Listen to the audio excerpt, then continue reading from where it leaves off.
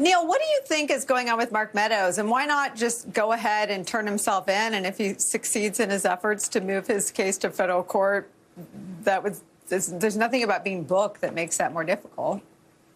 Yeah, I think Meadows has been someone who has been talking out of both sides of his mouth, and the New York Times has a new story about that right now. He, in a way, seems like a perfect Trump henchman. He's like an invertebrate who, doesn't have, a commitment to principle or anything else. So, so it's not surprising that he finds himself in this position. But I think that dance is unlikely to work in the future. He's so far avoided a federal indictment from Jack Smith, the special counsel. But I think patience is wearing thin. And Georgia has, of course, called him on it and said, nope, the stuff that you did, Mark Meadows, culminates in a criminal indictment. You committed crimes.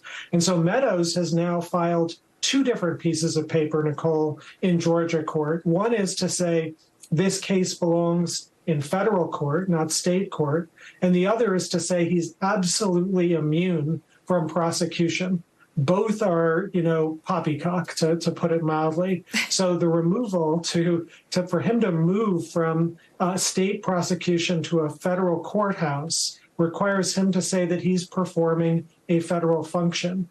And it's true that the president and the chief of staff to the president have broad powers under our Constitution. But the one place our founders said the line stops, the place where the president is cut out, is the Electoral College. For the most important of reasons, that's the place in which a sitting president has the most self-interest. He can self-deal. And so our founders, cut them out of that. So Meadows and Trump were not performing a federal function. They certainly weren't trying to safeguard the integrity of the election process, like the cockamamie things they say. Of course not. They were just they were in it for themselves, trying to launch a coup.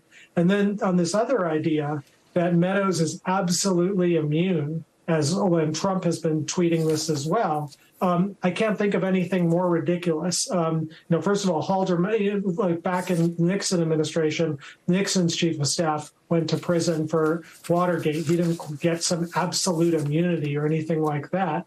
And if this argument were true, Nicole, it would mean that Biden and his current chief of staff, Jeff Zients, could just install Biden as the next president in 2024 and throw out the popular vote. That can't possibly be how the law works. Our constitution's never worked that way. These are bogus arguments through and through, and they'll be rejected in due course.